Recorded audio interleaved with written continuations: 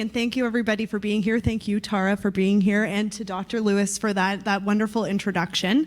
I'm happy to see a few more faces in the crowd since this morning's panel. I think our sponsor, DoorDash, can handle breakfast for those that might have missed it after a late evening. But with that, we don't have a ton of time together, so I want to make sure we get right into questions and use the time well.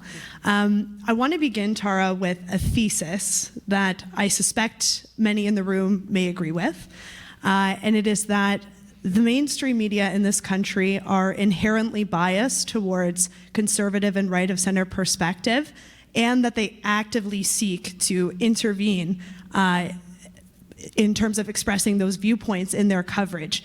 Is that something, based on your experience, that you would agree with, disagree with?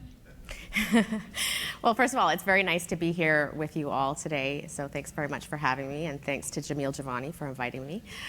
In terms of that statement, I think when we talk about the media, that it's super important that we talk about it in nuanced ways. It's incredibly complicated, I think, what's happening right now in the press. I do believe there is bias. I do not believe that it is a conspiracy at all. And so I would like to just spend a few moments talking about how we got to this point in the media, because I think there's a number of factors that are contributing, and that I do think it's quite a complicated situation, and if we do not have the right diagnosis, then we can't come up with the right prescriptions. And so the first thing to think about is the business model. The business model, we know, for legacy media has collapsed, and one of the side effects of that is that you have journalists living with an enormous economic precarity in their lives. And for journalists who don't know when their next shift is coming, let alone when they're going to get a full-time gig, that breeds a level of anxiety and a level of conformity in the press that I think is quite significant. So the business model is a big issue. Another issue I think that needs to be taken into account is the overall trends in the American press, which are very influential for Canadian journalists. In 2016, after the kind of populist wave that elected Donald Trump, the legacy press in the United States really changed their orientation towards the way that journalists approach their job. And you can even pinpoint it to a specific editorial in the New York Times by Jim Rettenberg. But the idea was that before, the idea is you collect all the facts, or if you're like me and you're in current affairs, you collect all the viewpoints. You give that all to the public, and you trust the public to make its own decisions. You trust that the public will act in its best interests. After 2016, the kind of panic in the press, because the election of Donald Trump came as such a shock and exposed how isolated the press had become from the public, the thinking changed, and that thinking became more about how do you influence public opinion. It's not enough to give the facts to the public. You now have to also try to influence what they do with those facts. And that there was an existential threat, and that the press needed to, in the words of this editorial, throw out the old book on how to do journalism. That's had a profound effect, I think.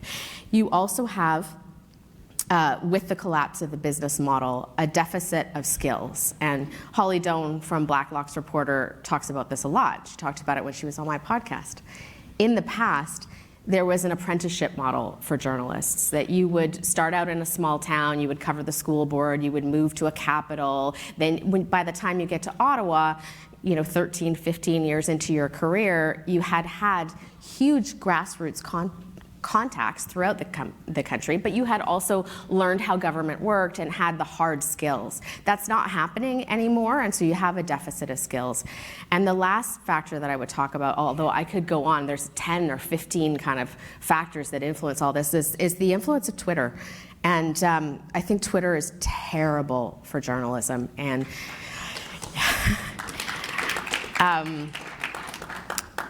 Twitter is really a watering hole for liberal opinion, and it not only does it generate a consensus, but it also enforces that consensus by the pylons that happen to anyone who dares to step outside of it. It's a really, really negative influence on journalism, and the younger you go in the press corps, the more influence Twitter has. So those are some of the things that are coming together all at once to create a situation in which I don't think that our press is healthy and functioning. But saying that, I will also always say that criticizing parts of the press is not an indictment of the whole. There are tons of really good people throughout the legacy press, some of whom might be here today, doing really good faith, important work in journalism as well.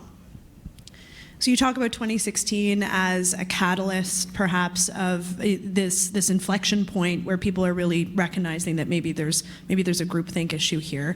I'm curious, in your perspective, do you think that the Canadian media is in that point right now? Are we about to hit it? Have we already hit it? And I'm curious if you can elaborate a little bit more about how we got here in terms of this, again, this homogeny in perspective within the profession, and specifically the role that institutions like universities and colleges might play in that. So I do think we're at a pretty critical point in the press here right now. We're seeing more of an opening up in the States in terms of viewpoint diversity. I think we're a little bit behind that here right now, although I do think it's starting to happen. Certainly, I see a lot more viewpoint diversity than I did in 2020, which was really the height of the sort of phenomenon that I'm talking about. In terms of the viewpoints that get through, I mean, there is a certain ideology that is quite prevalent in newsrooms. You can see it in the coverage. It's very easy to identify. It is a worldview that presents itself as leftist. I come from the left. I consider myself on the left. I don't recognize that as true leftist beliefs at all. It is very illiberal. It is very resistant to opposing viewpoints. It is resistant to discussion and debate, and it has quite extreme views on a cluster of issues: race, gender, COVID policy, the environment. And you can trace the roots of this ideology. I don't know what to call it. Many people call it woke. That is considered an offensive term in a lot of places, but the movement will not name itself, so it's difficult to know how to talk about it. But it is a very influential movement, and should be open to criticism, obviously. But these views, I think, trace back to American elite universities and to specific sort of very obscure academic theories that I think have filtered down to the population level through social media and have become widespread quite quickly, but significantly are very unpopular with the public at large, very unpopular. But in sort of elite media spaces, this is the dominant thinking right now. But I would say that there is a lot, from my experience and from the mail that I get, there is a lot of preference falsification going on. There are a lot of people that are going along with this ideology who need to continue working in the environment that we're in and are scared for their jobs and have reason to be, but do not agree with parts or all of the sort of tenets of this thinking. So to that point, and you've talked about the breakdown of the business model, I'm just curious, what you see as the future for journalism in Canada, because we've got this kind of self-fulfilling prophecy of precarious work, clickbait driving a lot of that coverage, but this consensus perhaps that what is being put out there by mainstream media is not necessarily what the vast majority of Canadians may perceive. So what do you see as the future on the track that we're on, and where do you think there may be an intervention point in terms of course correcting that? So I think we're at a very difficult point right now in terms of knowing where to go from here, because we don't necessarily have viable business models to do this any other way yet. But what I will say in terms of the way that this all happens on the ground, which I think is helpful to understand, if you think about a workflow of a morning show, for example, like the ones that I worked on at the national broadcaster, that you have quite a lot of autonomy for individual producers. And what you would have sort of going through the workflow is everybody in the morning goes and looks for story ideas. They come together collectively in a story meeting of maybe 10 people. They discuss and debate these story ideas. The story producer then selects the stories for the following day's program and assigns these stories to individual producers who then go off and, you'd be doing 2 stories a day every day. You've got till 5:30 to interview as many people as you can, book a guest, write a script for 2 stories. And so then you submit the script. The story producer will vet that script. In the morning, the director will come in and vet that script again, and then the host will have the sort of final delivery of what questions stay and what don't. So if you think about 10 people on that team, the problem comes if 9 of those people all think exactly the same way and all have the same viewpoint. That this stuff is very nuanced. You can have a contrarian like me in a story meeting fighting for different stories, and some of those will get through, but perhaps someone will, be a new producer on the team who gets the story, who doesn't have a lot of contacts, who goes to the archives, who picks a guest that is on all the time and will repeat sort of a similar narrative to what you've heard on that story over and over again. Like every inflection point that I have just described, that person has quite a lot of autonomy. And if that person holds the same beliefs as everyone in that newsroom, you don't have the pitting of bias against bias that you need for a functioning and healthy media. And so that is basically how it happens. And sometimes it is as subtle as, you're precariously employed producer, which I have been, sometimes working without a contract. You need to stay in the good graces of your producer in order to get a shift next week. And you've pitched the same story in 3 different story meetings and to total crickets or complete awkward silence, or you notice that story never gets through. These things are communicated quite subtly, and that the problem is not, I don't think, bad faith actions on the part of journalists. The problem is a lack of viewpoint diversity. So where do you see other places getting it right? And Canada's media ecosystem, of course, is very different than the United States. We have far less population, far less choice in terms of where we get our information. But are there newsrooms and places that you see doing this well?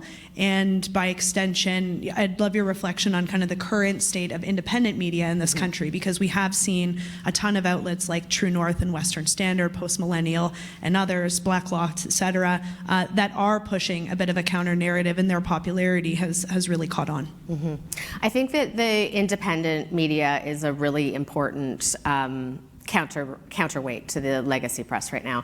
And I think you can see in the United States how that is functioning on a lot of the big stories. So if you look at a story like the Hunter Biden laptop story, or the lab leak theory, or school closures, for example, that the reporters on Substack and the current affairs commentators on Substack were very early on those stories. And a lot of those stories were very difficult to get through in the mainstream media. But the 2 things that the independent press does that I think are really important is, one, it does push open that Overton window of debate. Because if you have the independent press doing those untouchable stories and doing them well, and public awareness of those stories increasing, eventually the legacy press has to confront those stories. And you've seen that with the New York Times reporting on learning loss during school closures. You've seen that on some of the gender issues in terms of transitioning youth. You've seen that happening in the New York Times now. And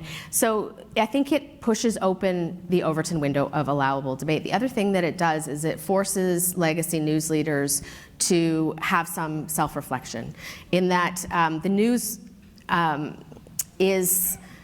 the numbers are not looking particularly great for the legacy media right now, and independent media is booming. And so at some point, questions end up having to be asked about what is it that the independent media is offering, and how does the legacy media cope with the fact that so many people are voting with their dollars and with their attention for a different model of press. Substack, I think, is very hopeful, and it's certainly given me a way to make a decent living and do the stories that I really care about. So I'm very grateful that there's some innovation happening with, experimentation. And I will also say that in this country, I think a turning point for us and for viewpoint diversity for us was the founding of The Line by Jen Gerson, Matt Gurney. You could see, I was still in the newsroom at that point, you could really visibly see the impact of that kind of broadening scope of different viewpoints. So I think there's lots to be hopeful for. So lots of potential for the independent press in terms of challenging the legacy media.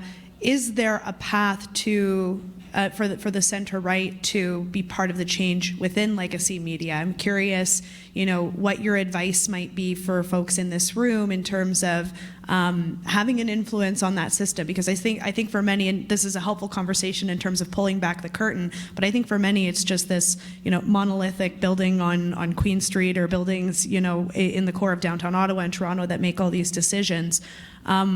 Where can Conservatives influence that process? Do we have to use more honey than vinegar when it comes to dealing with the media? I know that is a strategy, maybe not the one that I think is needed, but I'm curious in your views. So I think that the public conversation in Canada needs and requires a huge range of viewpoints. And so I think there is room for every kind of political persuasion in the conversation. And I think we have to insist on that.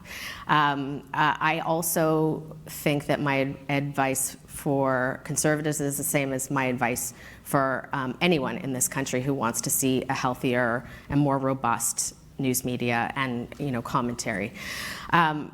Part of what I think needs to happen is I think that the support of the independent media is really helpful, and so I think people supporting independent media with their subscriptions and with their attention is very, very helpful.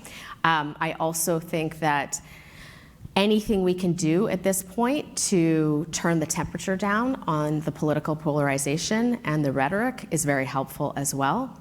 I think that insisting on open debate and insisting on civility is really, really important. And we want also, I think, to keep experienced journalists in journalism. And some of the extremes of these debates, I think, are pushing out really experienced, reasonable journalists, because the climate is so polarized and it can be so volatile online. And I think we can all, as Canadian citizens, do a lot to bring the temperature down and to try to create a more conducive environment for discussion and debate. And we do that by not dehumanizing the people that whose views we disagree with.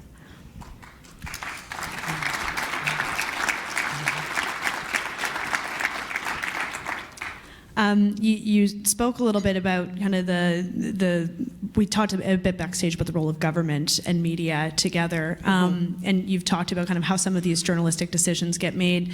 I'm curious in how you see the closeness or the kind of parallel function of the relationship between media and government. We have, a subsidized media in this country, perhaps additional subsidization through bills that the government is trying to move forward as we speak. So I'm curious, in an ideal world, in terms of creating that diversity of view and perspective, like where should those worlds cross between government and media? I mean, I'm not sure at this point. I'm quite concerned about a lot of the legislation that we're seeing. I find it really troubling for a lot of reasons. And so that is one piece. Another piece I think that is important to communicate is that I do think there is a sense in the public that there is direct government interference in legacy media. I have to say that is not the case in my experience at all. In all of my years at the CBC, I never experienced one single incident of direct government interference. And so I think it's important to know that, because again, if we want to get to the right diagnosis, I do think the idea of government interference in editorial policy is a distraction. I think what we're dealing with is groupthink, which is more complicated issue to address, but probably easier in the end to address in terms of promoting viewpoint diversity. The major legacy media already have very robust policies in place for racial diversity. If the concept of diversity was expanded to include geographic diversity, diversity of political viewpoint, and even perhaps, although this would be harder to do, is educational diversity, that our whole business has gone from being a working class trade, which really is what it should be. It's not rocket science to go out and talk to people, to becoming an elite profession. And more the people who work in media are super highly educated. And so I think there's a lot that could be done on the viewpoint diversity side. In terms of funding, I don't know. I think there's a role for a public broadcaster in this country, and I worry about defunding the CBC in part because if you slash part of the CBC's budget, you promote more precarious labor. And the more people you have working in the newsrooms who do not have jobs, the more it perpetuates this cycle of groupthink and fear and inability to do fearless journalism. And so I don't have any solutions. I don't know, but we have to figure it out because we need a robust, independent media that represents the interests of everyone across the country and the viewpoints of everyone across the country. We only have a few minutes left, and Preston Manning always likes to have the final word be a call to action for people in the audience. So I'm curious what you're reading, who you're listening to, if you have any suggestions for attendees, and if there's any other advice that you would impart for people to take action. There's a really robust discussion in the States right now about why the media has lost trust, and I think there is a lot more perspectives being expressed down in the States about this issue. And so there's actually a lot to read. There's a lot of books coming out. There's a lot of podcasts coming on that. But I also, I'm a really big fan of Substack and what is happening on Substack. And you see Matt Taibbi and Glenn Greenwald and Barry Weiss doing, I think, really interesting and very critical work in that area. And again, in terms of this country and where we go from here, I think it's just really important to find a way to have more robust public debate, to find a way to speak across partisan lines, to find a way to bring the temperature down so that we can hash out these really important policy issues. We're at a point in our country where I think some of these conversations are really critical and really big turning points, and I understand why it gets so overheated. But we want, I think, everyone to stay in the game, and we're losing the public, and we're losing journalists, and I'm sure we're losing politicians as well as things get more and more polarized. So I just would really encourage everyone, and I certainly try to do this all the time. And my job is just to bring the temperature down and to trust our opponents and to trust the public that people are acting in good faith and trying to make sense of these really complicated issues. Just one final question, because you said a word there that triggered for me, which was trust. And I think there is a lack of trust in media. How much of this is on the media to correct? How much rope should Canadians give in order to allow that to happen? Are we past the point of no return in that regard? We have lost the trust. It is our job to regain it. We have lost the trust. And there was a really great Monk debate in Toronto that I attended recently on this very issue. Matt Taibbi was there, and as was Malcolm Gladwell, and it was a very, very interesting debate. And I think the bottom line is there's some very big stories we in the media have gotten wrong. I think we did not do a good job on COVID. There's a lot there that the public should be holding us to account for.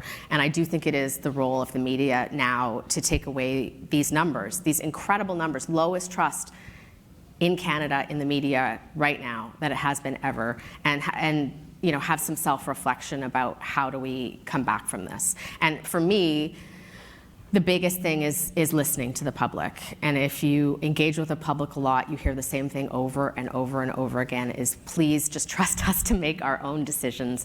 Please just give us the facts and the perspectives. Please don't try to nudge the debate in one direction or another. Please just let us decide.